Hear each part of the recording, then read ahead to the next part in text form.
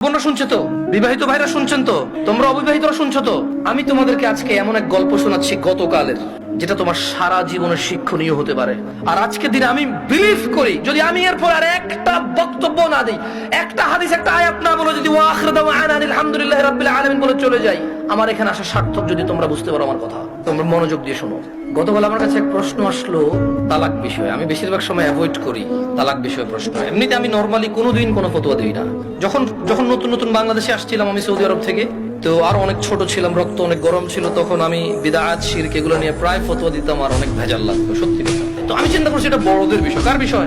এটা আমার ম্যাটার না, আমার এত জিম্মেদারি নেওয়ার এখনো অতটুকু যোগ্যতা হয়নি। তো বেশিরভাগ তালাকের যখন প্রশ্ন আসে, আমি বড় বড় আলেম যাদেরকে চিনি, যেমন আমি সৌদি আরবে ছিলাম, তাহলে বেশিরভাগ যাদেরকে আমি চিনি তারা মদিনা ইউনিভার্সিটির স্কলার। তো ওই একটা বোন মেসেজ লিখলো, আমি ওয়ালাইকুম আসসালাম দিয়ে লিখেছি আপনি যে কোনো প্রশ্ন লিখে করেন। তখন সে লিখে প্রশ্ন করলো যে তালাকের বিষয়। আমি বললাম যে আমি তালাকের বিষয়ে ফতোয়া দিতে জানি না, আমি একজন বড় আলেমের নাম্বার দিচ্ছি, আপনি ওনার সাথে কথা বলে আপনি জেনে নেন। হোয়াটসঅ্যাপে মেসেজ দিয়ে ওনাকে কল করে, সমস্যা নেই। এখন উনি আমাকে একটা ভয়েস মেসেজ পাঠালো যে ওনার হাজবেন্ড ওনাকে তালাক দিয়েছে 3 বার। এখন উনি নানা হুজুরের কাছে গিয়েছে যে উনি এখন এই স্বামীর ঘর করতে পারবে কিনা। ওনার স্বামী অনুতপ্ত, উনি অনুতপ্ত। আমাকে একজন হুজুর বলল আমি আমার স্বামীর সাথে থাকতে পারবো একটা হারাম কাজের মাধ্যমে। আমি চিন্তা করলাম, হুজুর যদি বলে হারাম কাজের মাধ্যমে থাকতে পারে, তাহলে হুজুর নিজে তো এটাকে হারাম বলছে, জিনিসটা কি? তখন আমি বোনকে আর সাহস করে কিছু না বলে, আমি শেখ মুস্তাফিজুর রহমান বিন আব্দুল আজিজ আল মাদানী হাফিজাহুল্লাহ, উনি সৌদি আরবে হাফারুল বাতান ইসলামিক সেন্টারে ছিল, আমি বললাম যে আমি একজন বড় আলেমের নাম্বার দিচ্ছি, আপনি ওনাকে কল দিয়ে আপনার মাসলা জেনে নেন, আমাকে আপনার পুরো কথা খুলে বলার দরকার নাই, আপনি ওনার সাথে ডিসকাস করেন। ঠিক 2 ঘন্টা বা 3 ঘন্টা পর উনি আমাকে মেসেজ দিল যে হুজুর আমি একটু আপনার সাথে কথা বলতে চাই। আমি বললাম যে আমি আপনার সাথে কথা বলবো না, আমি আপনাকে যার নাম্বার দিয়েছি, যদি ওনার কথায় আপনার কিছু বুঝে না আসে, তাহলে আমার কথা আপনার বুঝে আসবে না। বললো যে না হুজুর, ওনার সাথে আমার স্বামী কথা বলেছে, তবে আমার স্বামী একটা বিষয় গোপন করে কথা বলেছে।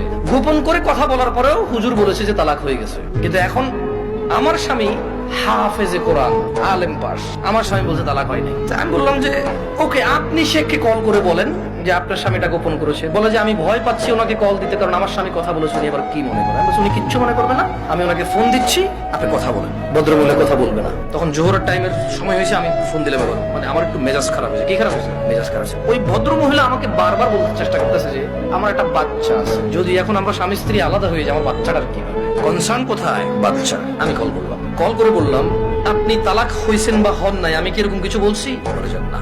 আমি বললাম ধরে নেন আপনার স্বামী আপনাকে তালাক না দিয়ে যদি গলায় একটা কোপ দিত, আপনার গলাটা কাটতো কিনা? বলে যে কাট। আমি বললাম তালাক দিল, তালাক হবে। এবারে হুঁশে দিছে না বেহুশে দিছে, রাগ করে দিছে না আদর করে দিছে, মজা করে দিছে নাকি দুষ্টামি করে দিছে, এইটা ম্যাটার না। আপনার স্বামী যদি আপনাকে 5 তলা বিল্ডিং থেকে রাগ করে অথবা রাগ না করে হাসি মুখে অথবা দুষ্টামি করে যদি আপনাকে ধাক্কা দিত, আপনি কি পড়তেন 5 তলা থেকে? বলে যে পড়তাম। তাহলে আপনার কেন মনে হচ্ছে না যে আপনার স্বামী আপনাকে রাগের মাথায় তালাক দিলে হবে না? রাগের মাথায় ধাক্কা দিলে যদি 5 তলা থেকে পড়ে আপনার হাত পা ভেঙে যায়, মরার সুযোগ থাকে, মরে যেতে পারেন আপনি, এরকম সম্ভাবনা থাকে, তাহলে কেন আপনার স্বামী আপনাকে তালাক দিলে তালাক হবে না? মানতে অসুবিধা কোথায়? যে আল্লাহ আপনার এই স্বামীকে কবুল বলার পরে ওর সাথে থাকা বৈধ করেছে, সেই আল্লাহই তো 3 তালাক পরিপূর্ণ হয়ে গেলে থাকাটা অবৈধ করেছে। যিনি আপনাকে এর সঙ্গ দেওয়ার জন্য বৈধ করেছে, আপনি মেনেছেন সেটা, উনি যখন অবৈধ করেছে সেটা মানছেন না কেন আপনি? প্রবলেম কোথায় আপনার বাচ্চা? যদি আপনার হাজবেন্ড কালকে অ্যাক্সিডেন্ট হয়ে মারা যায়, মৃত্যুর পর আপনার হাজবেন্ডকে নিয়ে আসতে পারবেন জীবিত করে? না।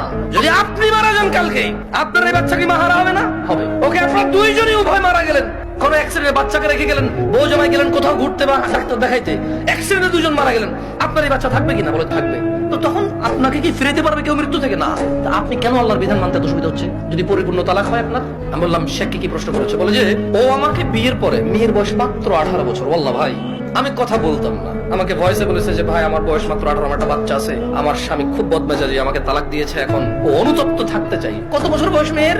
যে বাচ্চা, ওই বাচ্চার বয়স আমাকে বলেছে যে 3 মাস বা 3 বছর, আমার সঠিক মনে নাই, এরকম কিছু বলেছে। আমি বললাম আপনি কি মানে নিজে নিজে পছন্দ করে বিয়ে করেছেন নাকি বাবা মা পছন্দ করে বিয়ে দিয়েছে? বললো যে বাবা মা পছন্দ করে বিয়ে। আমি বললাম বিয়ের আগে স্বামীকে চিনতেন না? বলে যে না। আমি বললাম আপনার স্বামী নামাজ পড়ে না, ঠিক না? বলে যে হ্যাঁ। বললাম আপনার স্বামী হুজুর আলেম, এগুলো বলে লাভ কি?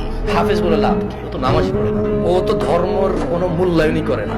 ও আপনাকে তালাক দেয় আবার রাখে, আবার তালাক দেয় আবার রাখে, আবার তালাক দেয় আবার রাখে, এখনো আপনাকে রাখতে রাজি আর আপনি ওর কাছে থাকতে রাজি। তো বললো যে প্রথমে একদিন তালাক দিল, তালাক দেওয়ার পর ওনার স্বামী বিলিভ করে একসাথে 3 তালাক দিলে তালাক হয়ে যায়। ওনার স্বামী, এটা দেখেন আমি আবার বলি, এটা আমি বলছি না, উনি বলছেন যে ওনার স্বামী হাফেজ এবং আলেম পাশ মেবি বা হাফেজ এটা কনফার্ম। আমি তো বললো যে উনি জানে যে এক বৈঠকে 3 বার তালাক দিলে তালাক হয়ে যায়, কিন্তু শেখ মুস্তাফিজুর রহমান বিন আব্দুল আজিজ মাদানিকে যখন ফোন করেছে তখন উনি বলেছে আচ্ছা ধরলাম একবার, 3টাকে কয়বার ধরলাম? এক বৈঠক ধরলাম। বলে যে আপনাকে হাত দিছে? বলে যে হ্যাঁ আরেকবার দিছে। বলে যে ওটাকে আবার ধরলাম। বলে যে হাত দিছে? বলে যে সে গোপন করছে, কিন্তু সে একদিন আমাকে বলছে তোমাকে আমি তালাক দিলাম, তুমি যাচ্ছ না কেন? এই কথাটুকু শেখের কাছে সে গোপন করেছে। কি করেছে? শেখ নাকি তখন প্রশ্ন করেছে আপনি যদি হানাফি মাসলাকের হন, জীবন যদি হানাফি বিধান অনুযায়ী চলেন, আর আপনার স্বামী নিজে যেহেতু হাফেজ বা আলেম, ও তো এটা জানে যে এক বৈঠকে 3 বার দিলে হয়ে যাচ্ছে। আর কোরআন সুন্নাহ অনুযায়ী যদি আপনি শাফি মালিকের দিকে আসেন, সেই ক্ষেত্রে ওনারা এক বৈঠকে যতবারই দেখো এবার ধরে একবার। তো বলো যে অনেক সময় আমরা ফতোয়া দেই যে ঠিক আছে, মানে আপনি হানাফি কোনো বড় বিজ্ঞ আলেম থেকে মাদ্রাসা থেকে ফতোয়া নিয়ে ওনারা লিখিত ফতোয়া দেয় কি সেটা আপনি জেনে নেন। মানে তালাক নিয়ে তেমন কেউ ভেজাল করতে চায় না, কারণ মারামারি কাটাকাটি হয়ে যাবে, বোঝেন নাই, মিছিল মিটিং হয়ে যাবে।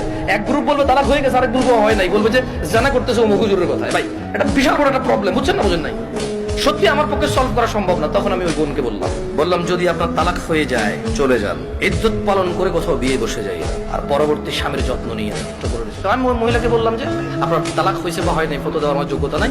যে ছেলে আপনাকে 3 বার তালাক দিল, 3 বার, আপনার কাছে কেন মনে হয় ও 4র্থবার দিবে না? আবার আপনার কাছে কেন মনে হলো যে ও 4র্থবার দিবে না? আর এই তো আপনি এই স্বামী ছাড়া থাকতে পারবেন না, আপনার একটা বাচ্চা আছে, কেন আপনি স্বামীর সাথে এমন ব্যবহার করলেন যে ও তালাক পর্যন্ত গিয়ে পৌঁছালো? ওর উপায় কি?